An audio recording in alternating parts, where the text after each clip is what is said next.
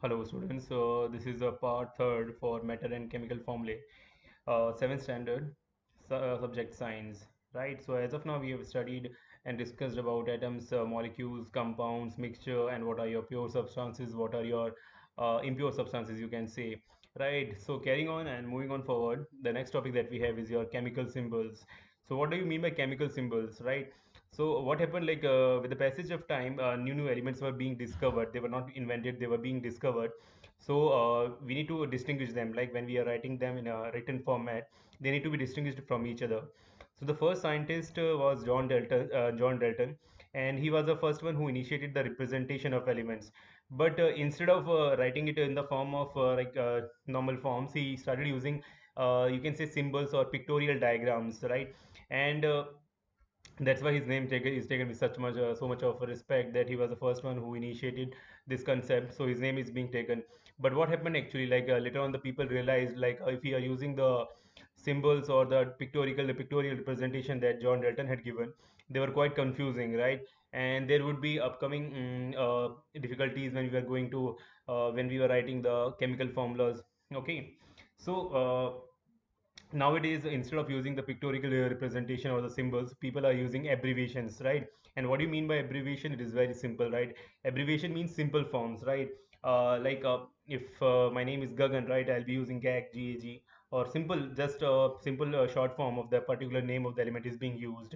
For example, I can say to you, right, like for hydrogen we are having the symbol as capital H, and for oxygen we are having the O, right? So basically there are certain set of rules that are being used for the representation of chemical elements as being as a symbols, right? So what are those rules? First rule, if we see, is like chemical symbols usually consist of one or two alphabets. Like whenever we are writing in short form, we are using the abbreviation. For writing the name of the elements, we are using only one or two alphabet, right? Okay, and the first one, it has to be capital. Okay, and the second one is also always to be small one, right? So second symbol, exactly what is it? The symbols of some elements are the first elements of the element's name. For example, name of hydrogen is H, and oxygen is O, right? So if the name, you can understand it, right? Like basically the first alphabet of the entire name is being taken, right? If I'm telling about hydrogen, it spells like HYDROGEN. So I'm using the first alphabet of that entire name, H only. If I'm telling about oxygen, right, so basically I'm using the O only, and that should be capital, right? Then comes the third point. When there are more than two or more elements that begin with the same letter, their symbols take two letters. The first letter is represented with the with the is capitalized, while the second letter has a small case. For example, calcium symbol is Ca. So you can think of this. Actually, what happened in the sequence of being their discoveries, people were giving the names. Like you can say, for example, carbon was discovered first, so we use first C only, capital C. But later on, with the passage of time, calcium was being discovered, so again it starts with C, right? So so if we have to write a chemical formula for an element or a compound which they'll be forming, so it will be quite confusing, right? कि हम C को use करें या फिर C किसके लिए representation के लिए आ रहा है, कि whether it is coming for carbon or whether it is coming for calcium. So what we do, like if we spell the calcium, we know that CalCium. So instead of only using the first letter, the second character is also being used, and the second one should always be a small name, right? Then the fourth one, the symbols for some elements are derived from their Latin names. For example, Fe is a symbol for iron for its Latin name ferrum, copper, Cu for copper after its Latin name copperum, and Au for its gold, Au for gold, that is after its Latin name aurum, right? What happens, like we know that language, अगर हम आम भाषा में बात करें, so we have using many words which are similar to the one that are being used in Sanskrit, in Hindi, अगर हम बात करें.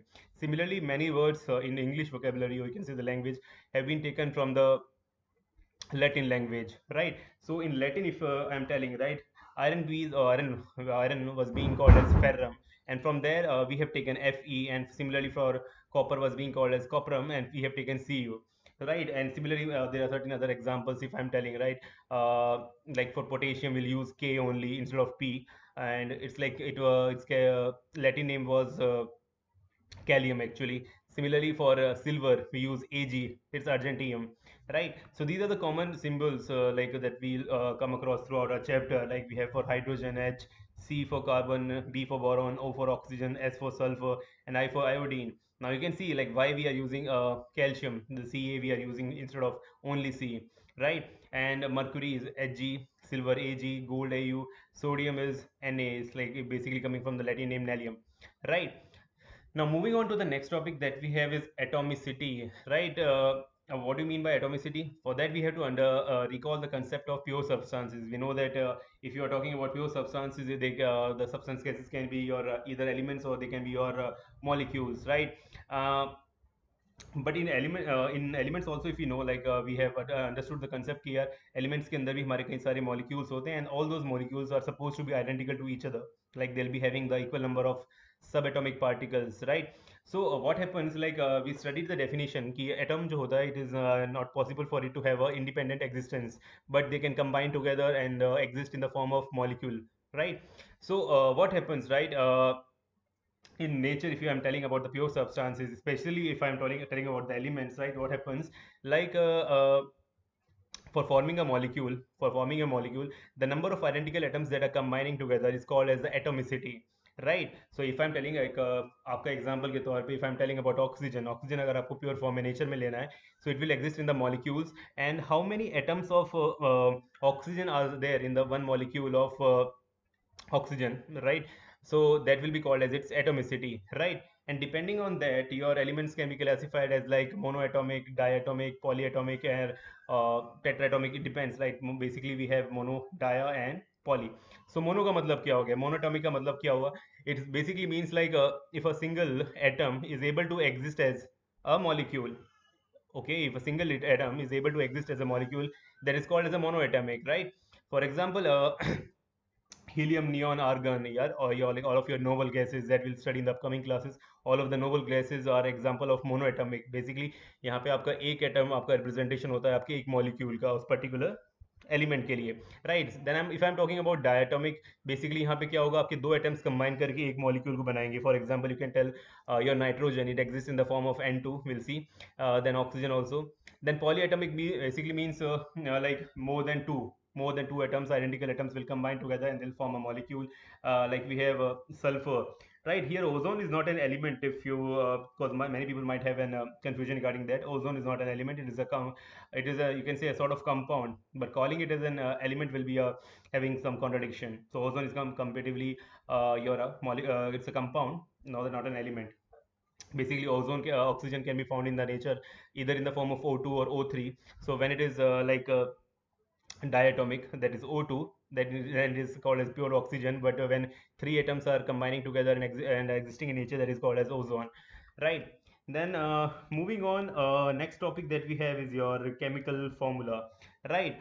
So what is chemical formula, right? Now we have understood here we have a concept of chemical symbols, that is we are using different type of abbreviations for representation of different type of elements. Now what is chemical formula? So we know that how a compound is being formed, like the compound is formed when two different elements are combining together and forming a new substance within in a proper definite ratio. So that will be a compound. So representation of a compound is done with the help of this thing that is called as your chemical formula, right? So what chemical formula will give you the detail, it will give you the detail of all the elements which are present in the compound, and along with the not only the elements, it will also give you the like how many atoms of each elements are being present in a compound. For example, if I'm talking about uh, I have the example here is as H2O, that is a chemical formula for the water. So if you can see, like one molecule of water, it will contain one oxygen atom and two hydrogen atoms. So you should know understand the concept of subscript. What is subscript? Basically, what is I'll able to show you something with this. Uh, so if I'm writing,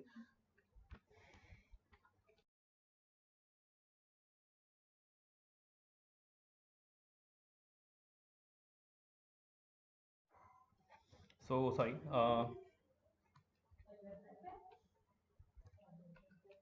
H, then let me increase its size. Then I'll be able to show you properly, right?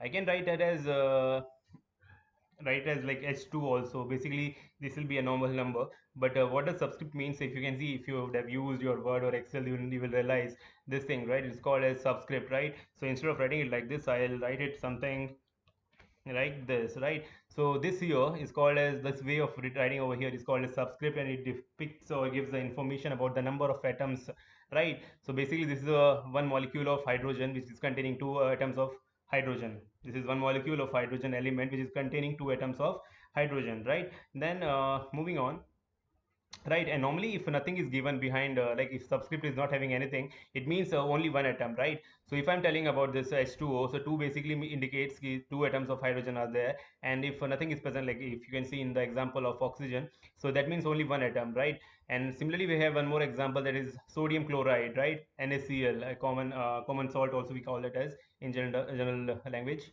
So here that you can see nothing is there behind Na and Cl, right? Both the subscripts are empty. So basically it means one atom of sodium and one atom of chlorine are being present over here. Then we have the topic of valency. It is like very important for you to understand, but in detail this will be discussed in the upcoming classes. But we will have a brief idea about this. So it is defined as a combining capacity of an element.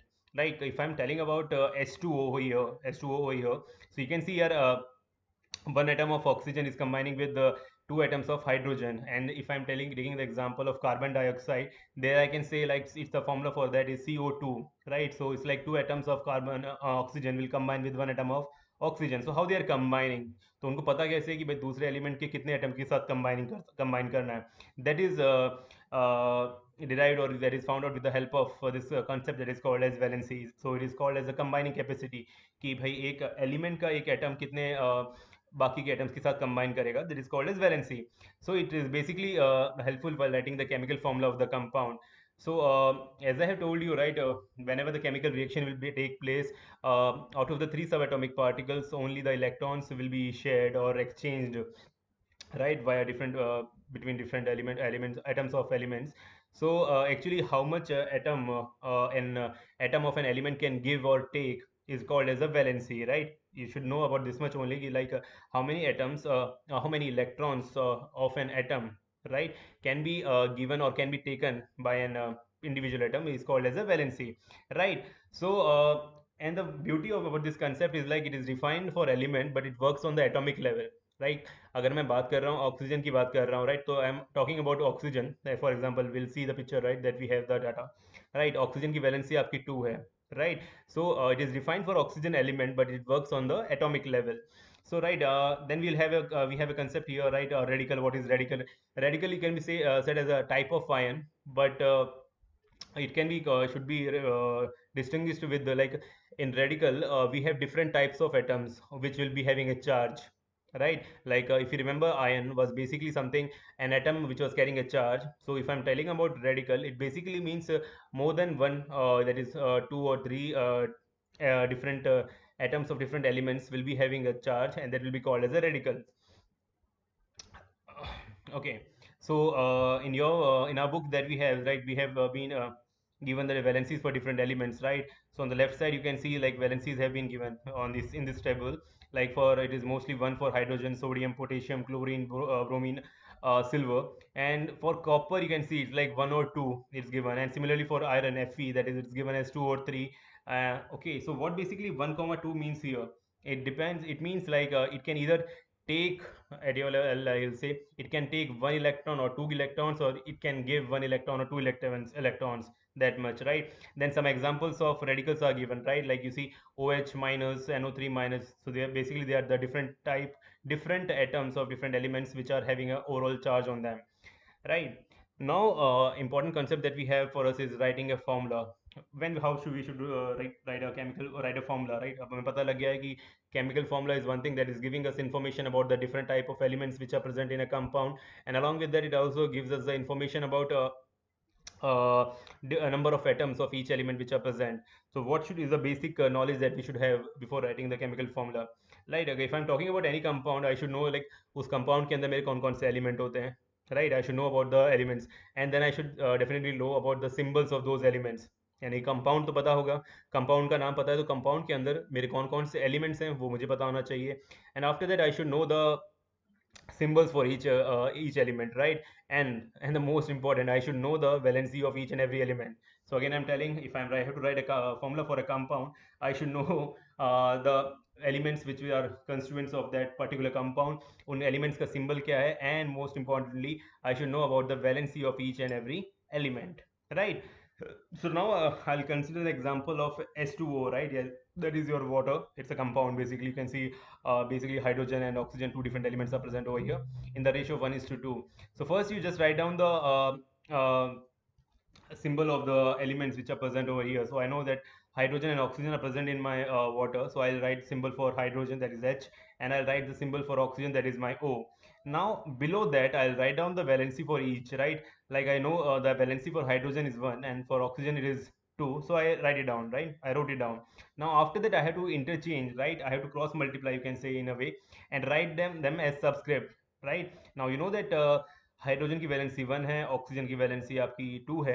So I have to multiply as subscript. So whatever the multiplication factor is there, right, as the valency, it has to go down as subscript, right? So it will be like H2 and O1. Okay, but now I know that if one is there in the subscript, I usually don't write it down. So how will I write it down? I'll write it as H2O, right? Now one more important fourth rule is there, like if the valencies are divisible by a common number, then we have to simplify the number. So here we have the example of magnesium sulfate. So basically I know that one sulfate ion is there and one magnesium atom is there, right? So what I written down, if you have a doubt, okay, sulfate is given here with valency 2 and magnesium is given here again with the valency 2, right? So I wrote it down, magnesium and sulfur, then below then I wrote down the valencies of each, 2 and 2, then again I have to cross multiply, third, it was my third step. So it will be like Mg2 and as a whole, right, these two will be multiplied as a whole to the entire radical group, that will be SO4 2.